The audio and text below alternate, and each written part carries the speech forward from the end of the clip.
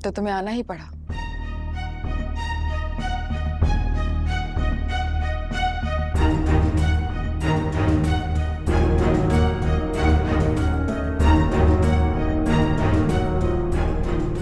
क्या हुआ? तुम तो रुतबा के पास नहीं गए थे?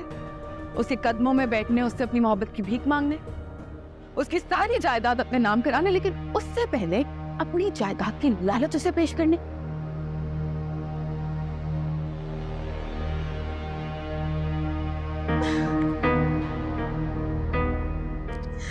तमश, तुम्हें क्या हो गया है?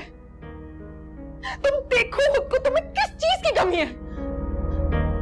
मैं इतनी प्यार करने वाली बीवी है तुम्हारे पास, उसकी गोद में तुम्हारा वारिस है जिसके नाम ये सारी जायदाद वैसी हो जानी है, लेकिन पता नहीं क्यों फिर भी तुम्हें मुंह लटकाए, लाल टपकाए उस रुतबा के पीछे पीछे भागना है। वो रुतबा ना तुम्हारी मोहब्बत के बदले अपनी कीमत मांग रही है तुमसे। बकवास बंद करो। धोखेबाज, साजिशी, यही करना आता है ना तुम्हें? कोई मोहब्बत नहीं है तुम्हें मुझसे, सिर्फ और सिर्फ ड्रामेबाजी है। नफरत है मुझे इस किस्म की नुमाइशी मोहब्बत से। आजकल कागजात शराफत से मेरे हाथ में लाके दे दो, वरना मुझसे बुरा कोई नहीं होगा।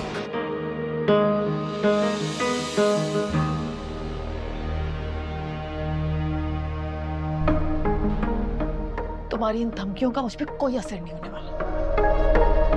तरसा दूंगी तुम्हें कागजात के लिए भी और बच्चे के लिए भी। रुतबा को मुझ पे सौतन बना के लाने से पहले तुम्हें मेरी लाश पे से गुजरना पड़ेगा, वरना मैं तुम्हारी लाश में तमाश, बस होगी मेरी बर्दाश्त की। तुम्हारी जुर्रत कैसे हुई कि मेरे सामने खड़े हो कि मेरी बेटी पे हाथ उठा रहे हो? तुम शर्म नहीं आती तुमको? गोदों में खिलाया, तुमको पाला पोसा है मैंने। सारी उम्र तुम्हारे माँ बाप की दस्ते रास रही हूँ मैं, और तुम ये सिला दे रहे हो मेरे एहसानात का? ओहो, जरा मैं भी तो सुनूं। किन एहसानात का जिक्र कर रही हो तुम रौनक? मुझे भी तो पता चले। याद रखो, इंसान चेहरे पे जितने मर्जी नकाब चढ़ा ले, कभी ना कभी तो असलियत सब पे अया होके रहती है। देखा ना, तुम्हारी अपनी बेटी अपने घर में चोरी करते हुए पकड़ी गई, यानी चोर चोर ही होता है। लाखों से इज्जत दे लो। तुम दोनों माँ बेटियों को जितनी हमने इज्जत दी, उसके लायक ही नहीं थी। आप क्या इज्जत देंगे मुझको? आपने तो मेरी जवानी, मेरी इज्जत, मेरी तमाम खुशियां हमेशा छीनी है मुझसे। पूरा बचपन बाबा और भाई को आप मेरे खिलाफ वरगलाती रही। वो हमेशा आपके हामी रहे और मेरे दुश्मन बन गए। अपने बाबा की हवेली में मैं कैदियों की तरह रही, और ये सब आपकी वजह से हुआ। बचपन से तुम्हारी ये आदत है, अपनी नाकामी, अपनी बदकिस्मती का इल्जाम किसी और के सर पे थोप देना। तुम माँ बेटी की वजह से हमने बुरा वक्त देखा, वरना अल्तमश और रुतबा कभी के एक हो चुके होते। सिर्फ तुम दोनों माँ बेटी खाली हाथ रह जाओगी। बस कहाँ है कागजात? हवाले करो हमारे। अस्का, अस्का,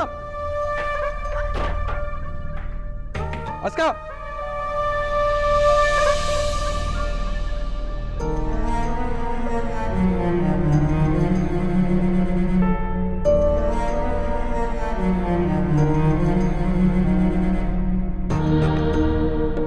अस्का, क्या कर रही है ये? आग लगा दी, ये कहा तुम पागल हो गई? दो दे मुझे माचिस, छोड़ दे मुझे। अस्का, सब कुछ जला दूंगी मैं, समझता क्या? समझता आग। क्या हो रहा है तमाश? मैं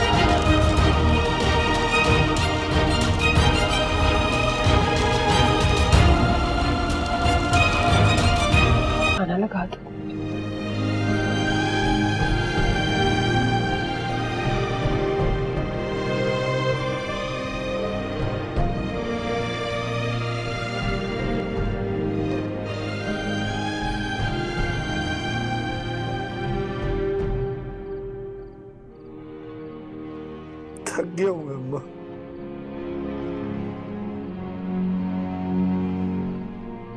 बस चाहता हूं कि सारे दुख दर्द पीछे छोड़ दूं और यूं ही तुम्हारी गोद में लेटा लेटा सोचूं।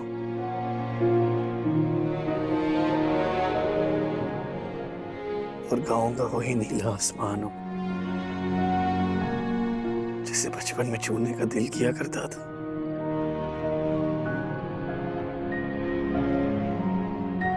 उसके अलावा ना किसी की याद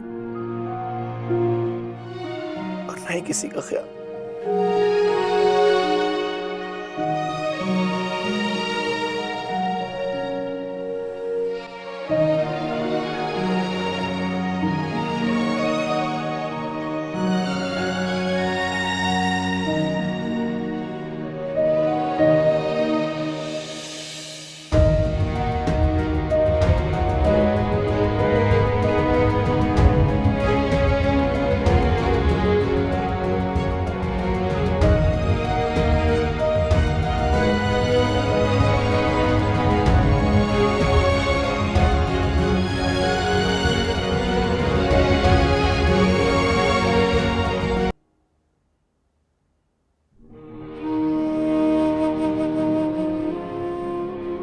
अस्का, क्या कर रही है ये? आग लगा दी, चलती कहाँ से पागल होगी? दो इधर मुझे माचिस। छोड़ दे मुझे। अस्का, सब कुछ जला दूंगी मैं। समझता क्या है मुझ खुद को? आग से नहीं खेलते हो मैं। छोड़ दे मुझे। अस्का, दे दो मुझको। छोड़ दे, पागल हो गई हो?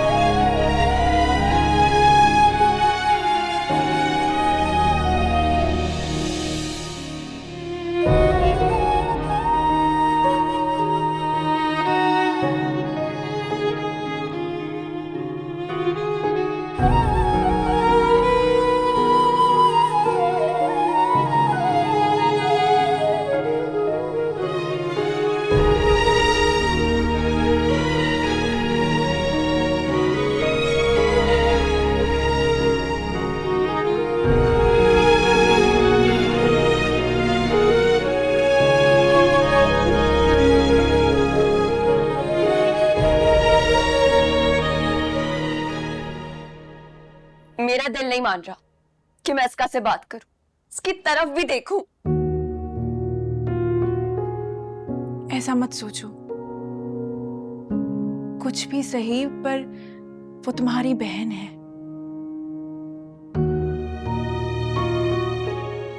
उसके साथ रिश्ता है तुम्हारा, कभी ना खत्म होने वाला। ऐसे रिश्तों में गलतियों को नजरअंदाज करना पड़ता है, दिल बड़ा करना पड़ता है। इंसान सारी जिंदगी दुखी तो रह सकता है, पर खुशी से कभी नहीं रह सकता। रुतबा ठीक कह रही है बेटा। ये है वो हकीकत जो रौनक अपनी जिंदगी में कभी भी नहीं समझ सकी। समझ सकती तो ऐसी जिंदगी ना गुजारती। मामा नहीं समझ सकी,